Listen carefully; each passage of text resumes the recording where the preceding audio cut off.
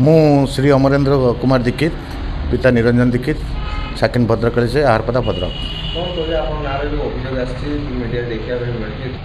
ମୋ ବିରୁଦ୍ଧରେ ଏବଂ ମୋର ବାପାଙ୍କ ମାମୁଁଘର ବିରୁଦ୍ଧରେ ଏବଂ ମୋ ବାପାଙ୍କ ବିରୁଦ୍ଧରେ ଆମ ଘର ବିରୁଦ୍ଧରେ ଯେଉଁ ଅଭିଯୋଗ କରିଛନ୍ତି ସିଏ ଆମର ପକ୍କା ପ୍ରତାପ ଚନ୍ଦ୍ର ଦୀକ୍ଷିତ। ଗତ କାଲି ଆମେ ଦେଖିଲୁ ଏକ ସୋସିଆଲ ମିଡ଼ିଆରେ ଯେ ଆମ ବିରୁଦ୍ଧରେ ବିଭିନ୍ନ ପ୍ରକାର ବାଇଟ୍ ଦେଇଛନ୍ତି। ଯେଉଁ ବାଇଟ୍ ଦେଇଛନ୍ତି ମୁଁ ତାଙ୍କୁ ନିମନ୍ତ୍ରଣ କରୁଛି ମୋ ତରଫରୁ ଆପଣଙ୍କ ସାମ୍ବାଦିକମାନଙ୍କ ଦ୍ୱାରା ସିଏ ତାଙ୍କର ସରକାରୀ ଦସ୍ତାବିଜ ଏବଂ କୋର୍ଟ ଅର୍ଡ଼ର ଆଣିକି ଦେଖାନ୍ତୁ। ସିଏ ଯେଉଁ କୋର୍ଟ କରିଥିଲେ 2019 ପ୍ରଥମେ 1996ରେ ସବ୍ କଲେକ୍ଟର ଅଫିସର 3ଟା କେସ୍ କରିଥିଲେ, ତା ଦେହରେ ସେ ସମ୍ପୂର୍ଣ୍ଣ ଭାବେ 2003ରେ ହାରିଛନ୍ତି। ପୁଣି 2022ରେ ପରେ 23ରେ ସେ ଗୋଟେ କେସ୍ କଲେ, ମୋ ଉପରେ ସେ କେସ୍ କଲେ 160/2023, ତା ଦେହରେ ମଧ୍ୟ ହାରିଛନ୍ତି।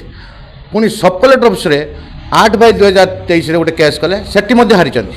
ପୁଣି ମାମୁଁଘର ଉପରେ 126/2024ରେ ଗୋଟେ କେସ୍ କଲେ, ସେଠି ମଧ୍ୟ ସେ ହାରିଛନ୍ତି। ପୁଣି ମାମୁଁଘର ଉପରେ ଆମର ଅଦାଲତରେ 313/2023ରେ ଗୋଟେ କେସ୍ କଲେ, ସେଠି ମଧ୍ୟ ହାରିଛନ୍ତି।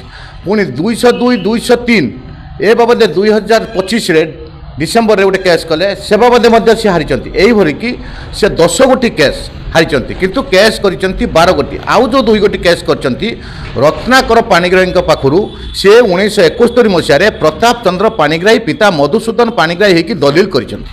କିନ୍ତୁ ତାଙ୍କର ପ୍ରତାପ ଚନ୍ଦ୍ର ପାଣିଗ୍ରାହୀ ପିତା ମଧୁସୂଦନ ପାଣିଗ୍ରାହୀ ସାହା ଭକ୍ତିମମପୁର ପୋଷ୍ଟ ଅନ୍ନପାଳ ଜିଲ୍ଲା ଭଦ୍ରକ ଅଦ୍ୟାବଧି 1952 ମସିହାରୁ ଏପର୍ଯ୍ୟନ୍ତ ମାନେ 1974 ମସିହା ପର୍ଯ୍ୟନ୍ତ ସେ ସମ୍ପୂର୍ଣ୍ଣ ଭାବେ ପାଠ ପଢ଼ିଛନ୍ତି ପ୍ରତାପ ଚନ୍ଦ୍ର ପାଣିଗ୍ରାହୀ ପିତା ମଧୁସୂଦନ ପାଣିଗ୍ରାହୀ।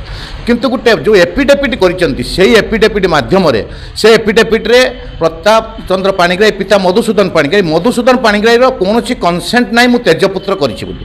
କି ପ୍ରତାପ ଚନ୍ଦ୍ର ଦୀକ୍ଷିତ ହେଲେ ଯେତେବେଳେ ସେ ଯେତେବେଳେ ଏଫିଡେଭିଟ୍ କଲେ ସେତେବେଳେ ସେ ପାଣିଗ୍ରାହୀ ଥିଲେ, କିନ୍ତୁ ସେ ପାଣିଗ୍ରାହୀ ଥାଇ ଏଫିଡେଭିଟ୍ରେ ପ୍ରତାପ ଚନ୍ଦ୍ର ଦୀକ୍ଷିତର ସ୍ୱାକ୍ଷର କଲେ।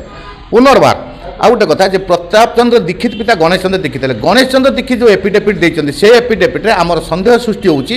ସେତେବେଳେ ଗଣେଶ ଚନ୍ଦ୍ର ଦୀକ୍ଷିତଙ୍କର ଯେଉଁ ସ୍ୱାକ୍ଷର ଅଛି ତାହା ଆମେ ଭାବୁଛୁ ସେଟା ମିଥ୍ୟା, ସେଟା ଗୋଟେ ଚଞ୍ଚକତା ସ୍ୱାକ୍ଷର। ସେ ମିଥ୍ୟା ମାନେ ଇଏ କରିକି ଗୋଟେ ସାର୍ଟିଫିକେଟ୍ ମାନେ ଏଫିଡେଭିଟ୍ କରିଛନ୍ତି। ତାକୁ ନେଇ ସିଏ ଗୋଟେ ତହସିଲଦାର ପାଖରେ ନିଜେ କରିକି ସେଠୁ ଗୋଟେ ଅର୍ଡ଼ର କରିକି ଆଣିଛନ୍ତି ପ୍ରତାପ ଚନ୍ଦ୍ର ଦୀକ୍ଷିତ ପିତା ଗଣେଶ ଚନ୍ଦ୍ର ଦୀକ୍ଷିତ।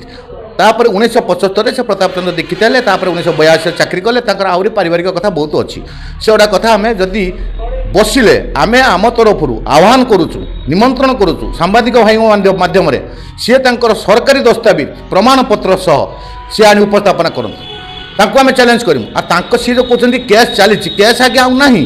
ଆଉ ଯେଉଁ କେସ୍ କରିଥିଲେ 28/12/2025ରେ କେସ୍ ଡିସ୍ପୋଜ୍ ହୋଇଯାଇଛି ଏବଂ ତାର ସାର୍ଟିଫାଇ କପି ଆମେ ସବୁ କାଢ଼ିଛୁ। ଯେଉଁ 10ଟା କେସ୍ ସେ 10ଟା କେସ୍ରେ ଆମେ ଗଭର୍ଣ୍ଣମେଣ୍ଟରୁ ଦସ୍ତାବିଜ ଆମେ ବାହାର କରିଛୁ ଏବଂ ଆର୍ଟିଆଇ ମାଧ୍ୟମରେ ତାଙ୍କର ପାଣିଗ୍ରାହୀର ଯେଉଁ ଅଛି ପ୍ରତାପ ଚନ୍ଦ୍ର ପାଣିଗ୍ରାହୀ ପିତା ମଧୁସୂଦନ ପାଣିଗ୍ରାହୀ ଆର୍ଟିଆଇ ମାଧ୍ୟମରେ ମାନେ 1959 ମସିହାରୁ 1974 ମସିହା ପର୍ଯ୍ୟନ୍ତ ମୁଁ କାଢ଼ିଛି। ଆଉ ସିଏ ଗୋଟେ ଦେଖାଉଛନ୍ତି ଯେ ପ୍ରତାପ ଚନ୍ଦ୍ର ଦୀକ୍ଷିତର ସାର୍ଟିଫିକେଟ୍, ସେଟା ଆଜ୍ଞା କେଉଁ ମସିହା ଦେଖନ୍ତୁ 85 ମସିହା, ମୁଁ 74 ମସିହା ପର୍ଯ୍ୟନ୍ତ କହୁଛି। କିନ୍ତୁ ତାପରେ ସେ ଭଦ୍ରକାଳୀ ସାହିର ଯେଉଁ ମାନେ ସମ୍ପତ୍ତି କରି ନେଇଛନ୍ତି କହୁଛନ୍ତି ମୁଁ ନାମଜାରି କରେଇ ନେଇଛି। ଆଚ୍ଛା ଯେଉଁ ନାମଜାରିଟା କରିଛନ୍ତି ସେ ନାମଜାରିରେ ଆମ ପାଖକୁ କୌଣସି ନୋଟିସ୍ ହେଇନାହିଁ। 5 ଭାଇ, ସିଏ ଜଣେ 6 ଭାଇ 2 ଭଉଣୀ, ଆମେ ଯେଉଁ 7 ଜଣ ରହିଲେ 7 ଜଣଙ୍କୁ 6 ଜଣ ପାଖକୁ କୌଣସି ନୋଟିସ୍ ହେଇନାହିଁ। ଚଞ୍ଚକତା କ୍ରମେ ସିଏ ନାମଜାରି କରିଛନ୍ତି, କିନ୍ତୁ ଯେଉଁ ନାମଜାରିଟା କରିଛନ୍ତି ସିଏ ଦେବତ୍ୱ ସମ୍ପତ୍ତି ଏବଂ ନିଜସ୍ୱ ଗଣେଶ ଚନ୍ଦ୍ର ଦୀକ୍ଷିତର ସମ୍ପତ୍ତି ୟାର ଉପରେ ସେ ନାମଜାରି କରିଛନ୍ତି। ଏ ବାବଦରେ ଆମେ ସବ୍ କଲେକ୍ଟର ସାର୍ଙ୍କୁ ଦେଖା କରି କହିଥିଲୁ। ସବ୍ କଲେକ୍ଟର ସାର୍ କହିଲେ ଦେବତ୍ୱ ସମ୍ପତ୍ତିକି କେମିତି ସେ ନାମଜାରି କଲେ, କେଉଁ ଆର୍ଆଇ କଲେ, ଆପଣମାନେ ଗୋଟେ ଲେଖିକି ମୋତେ ଦିଅନ୍ତୁ। ସେ ବାବଦରେ ମୁଁ ମଧ୍ୟ ଲେଖିକି ଦେବି ବୋଲି କଥା ଦେଇକି ଆସିଛି ଏବଂ ସାର୍ଙ୍କ ସହିତ ମୁଁ ଆଲୋଚନା କରିକି ଆସିଛି, ଓକିଲଙ୍କ ସହିତ ଆଲୋଚନା କରିଛି। ଆମର ସେ ବାବଦରେ କେସ୍ ହେବ, ଆମେ ଓକିଲ ସହିତ ଆଲୋଚନା କରୁଛୁ। କିନ୍ତୁ ସିଏ ଯେଉଁ କହୁଛନ୍ତି ମୁଁ ପାଣିଗ୍ରାହୀ ଆଉ ଦୀକ୍ଷିତ, ଆକ୍ଚୁଆଲି ତାଙ୍କ ସାର୍ଟିଫିକେଟ୍ଟାକୁ ମୁଁ ପ୍ରଥମେ ଚାହୁଁଛି ଯେ ଆର୍ଟିଆଇ ମାଧ୍ୟମରେ ଆମେ ଯାହା ମାଗିଛୁ ତାଙ୍କର ସମ୍ପୂର୍ଣ୍ଣ ପାଣିଗ୍ରାହୀ ବୋଲି ମୁଁ ପ୍ରମାଣ ଦେବି। ସିଏ ଦେଖାନ୍ତୁ ଯେ ତାଙ୍କର ଏଜୁକେସନାଲଟା ହେଉଛି ଦୀକ୍ଷିତ ବୋଲି, ଯଦି ଏଜୁକେସନାଲ ଦୀକ୍ଷିତ ଦେଖାଇଦେବେ ତାହେଲେ ଆମେ ତାଙ୍କ ପାଖରେ ହାର ମାନି ନେବୁ। କିନ୍ତୁ ସିଏ ଯେଉଁ କହୁଛନ୍ତି ଯେ କେସ୍ ଚାଲିଛି, ଆଉ କେସ୍ ଆଜ୍ଞା ନାହିଁ। ସେ ଦେଖନ୍ତୁ କେଉଁଠି କେସ୍ ଚାଲିଛି, ଅନଲାଇନ୍ରେ ଦେଖନ୍ତୁ ବା କୋର୍ଟରେ ପଚାରନ୍ତୁ। ଆମେ ତ କହୁଛୁ 160 ନମ୍ବର କେସ୍ ଅଦାଲତର ସିଏ ଡିଗ୍ରୀ ହେଇଛି।